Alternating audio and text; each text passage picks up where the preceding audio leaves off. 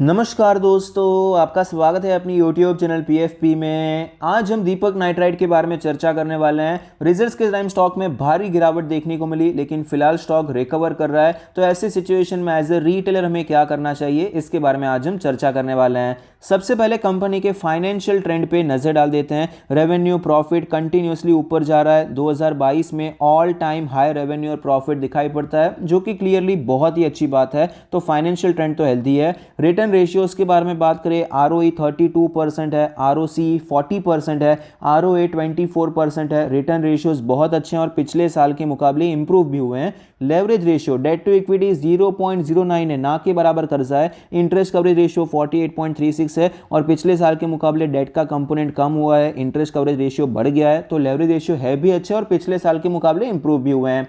Share holding pattern के बारे में बात करें, टोटल प्रमोट होल्डिंग है 45.72%, जिसमें से कुछ भी प्लेज नहीं है। Mutual fund 6%, other DIA 6%, FII 8.5%, retail and other category में 33.8% की हिस्सेदारी है। शेयर होल्डिंग पैटर्न मेरे हिसाब से एकदम अच्छा नहीं है। एक तो प्रमोटर की होल्डिंग 50% से कम है और यहाँ पर इंस्टीट्यूशंस का इंटरेस्ट कंपेरेटिवली कम नजर आता है, रिटेलर्स का इंटरेस्ट थोड़ा सा ज्यादा नजर आता है। रिसेंट ट्रेंड के बारे में बात करें, प्रमोटर की होल्डिंग स्लाइटली बढ़ती हुई नजर आई है। म्यूचुअल फंड यहाँ पर माल बेच रहे थे, लास्ट क्वार्टर के मुकाबले थोड़ी सी बाइंग हुई है। अदर DIAs कंटिन्यूसली खरीद रहे हैं, FIIs कंटिन्यूसली बेचते हुए नजर आते हैं। तो यहाँ पर देखिए इंस्टीट्यूशंस में अदला बदली हो रही है। कोई बहुत बड़ा नेगेटिव और कोई बहुत बड़ा पॉजिटिव भी नजर नहीं आता है। ठीक ठाक शेयर होल्डिंग पैटर्न और उसका रिसेंट ट्रेंड भी ठीक ठाक ही नजर आता है।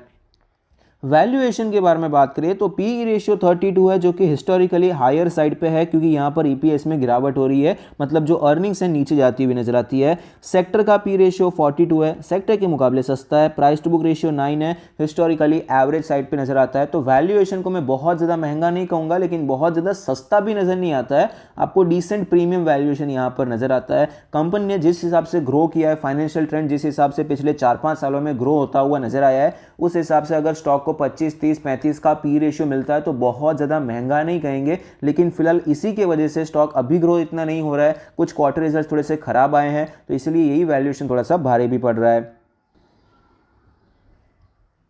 स्टॉक के चार्ट पर हमें क्लियरली पता चलता है कि 2600 के लेवल से स्टॉक में गिरावट देखने को मिली। बड़े स्विंग्स यहां पर देखने को मिले, लेकिन 1750 के आसपास एक अच्छा बेस बनाया, रिकवर हुआ, 2250 2300 तक गया और यहां पर फिलहाल स्टॉक थोड़ा सा रिकवर होता हुआ नजर आता है। स्टॉक अपने सारे मूविंग एवरेज के ऊपर है। डेली RSI 50 का लेवल है, 60 के लेवल से रेजिस्टेंस लेके नीचे आता हुआ नजर आता है। मोमेंटम वापस वीक होता हुआ नजर आता है। लेवल्स के बारे में बात करें तो हमारा जो सपोर्ट है वो 2100 के आसपास हमारा डेली चार्ट का सपोर्ट है और रेजिस्टेंस हमारा 2350 का है।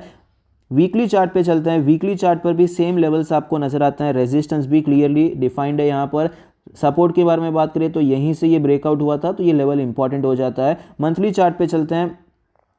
मंथली चार्ट पे अगर हम लेवल्स देखने जाते हैं तो हमारा रेजिस्टेंस तो सेम रहेगा, लेकिन सपोर्ट थोड़ा सा नीचे शिफ्ट हो जाता है। अप्रॉक्सीमेटली 2000 के करीब हमें सपोर्ट नजर आता है, क्योंकि यहाँ पर मंथली कैंडल का स्ट्रॉन्ग क्लोज पहली बार यहाँ पर देखने को मिला था, उसका लो 2000 के करीब हो जाता है। तो फिलहाल मंथली चार्ट पे आपको क्या नजर आएगा, स्टॉक साइडवेज टेरिटरी में है, क्योंकि स्टॉक में गिरावट हुई, स्टॉक में रिकवरी हुई। यहाँ पर साइडवेज है, इसके ऊपर ये साइडवेज टू बुलिश या फिर बुलिश हम कह सकते हैं, और इसके नीचे अगर जाता है तो साइडवेज टू बियरिश हो सकता है, और बियरिशनेस थोड़ी की पावर आपको 1750 के नीचे और भी बढ़ती हुई नजर आ सकती है। तो फिलहाल यहां पर करना क्या चाहिए, अगर आप स्विंग ट्रेड करना चाहते हैं तो क्या यहां पर अभी खरीदना चाहिए? मेरे हिसाब से नहीं खरीदना चाहिए, क्योंकि यहां पर ये गैप फिल हो चुका है। स्टॉक अभी नीचे जाएगा या ऊपर जाएगा, अभी स्टॉक परफॉर्म करेगा, उसके बाद हमें पता चलेगा कि हमें कहां पर फॉलो करना है। स्टॉक अगर यहां पर ऊपर चला जाता है तो हम ऊपर के साइड पे फॉलो करेंगे, लेकिन नीचे चला जाता है तो क्लियरली कोई नई पोजीशन बनाने से बचना है। और अगर कोई position swing trade, positional trade कुछ पड़ा हुआ है तो स्टॉप लॉस लेकर निकल जाना चाहिए। स्विंग ट्रेड का प्लान हम करेंगे 2350 के ऊपर। ये जो रेजिस्टेंस का एरिया है इसके ऊपर ही हम प्लान करने वाले हैं। इसके ऊपर जाता है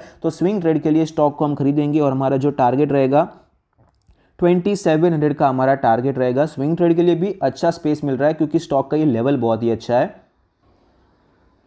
पोजिशनल ट्रेड के बारे में बात करें तो पोजिशनल ट्रेड के लिए भी हमारी जो एंट्री बनेगी वो तो 2350 के ऊपर ही बनेगी। हम फोकस कर रहे हैं 2350 के ऊपर, क्योंकि यहाँ से 2 बार आपको भारी सेल ऑफ देखने को मिला है। तो अगर ये लेवल टूट जाता है, मतलब यहाँ पर जो भी रीजन था सेल ऑफ का अभी वो खत्म हो चुका है, स्टॉक टेक्निकली स्ट्रांग हो चुका है, इसीलिए इसके ऊपर ही हम खरीदारी करने वाले हैं। और नीचे के सपोर्ट भी मल्टीपल टाइम टेस्ट हो चुके हैं, इसीलिए 2000 के करीब सपोर्ट पे काम करना थोड़ा सा रिस्की हो सकता है, प्रोबेबिलिटी जो है जीतने की वो कम हो सकती है। तो पोजिशनल ट्रेड के लिए 2350 के ऊपर हम खरीदारी करेंगे। हमारा टारगेट 3000 का लेवल रहेगा। स्टॉक ऊपर जाएगा। 2700 का लेवल अगर यहां पर कंसोलिडेट करके तोड़ देता है तो यहीं पर हम क्वांटिटी को ऐड करेंगे। पहले तो हम 50% क्वांटिटी खरीदेंगे, फिर इसके ऊपर 50% क्वांटिटी खरीद के 3000 पे हमारा टारगेट रहेगा।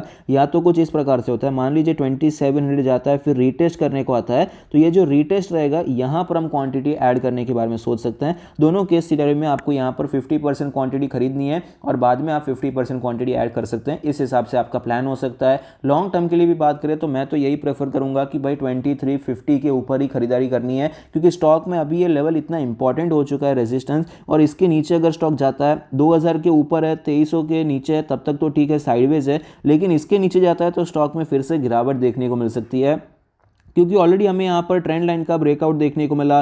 फिर यहाँ पर अगर ये होल्ड नहीं कर पाता है, ऊपर नहीं जा पाता है, फिर से नीचे आता है, तो स्टॉक टाइम करेक्शन में जा सकता है, प्राइस करेक्शन में जा सकता है। उससे बेहतर है कि हम यहाँ पर 2350 के ऊपर खरीदारी करेंगे। और यहाँ पर हमारा प्लान ये रहेगा कि भाई टारगेट नहीं रहेगा, ओपन टारगेट के लिए हम खरीदारी करेंगे, बस स्टॉप लॉस को शिफ्ट करते जाएंगे। इस हिसाब से आप लॉन्ग टर्म के लिए भी प्लान कर सकते हैं। आई होप आपको ये वीडियो पसंद आता है, कुछ सीखने को मिलता है। Thank you, stay happy, happy investing.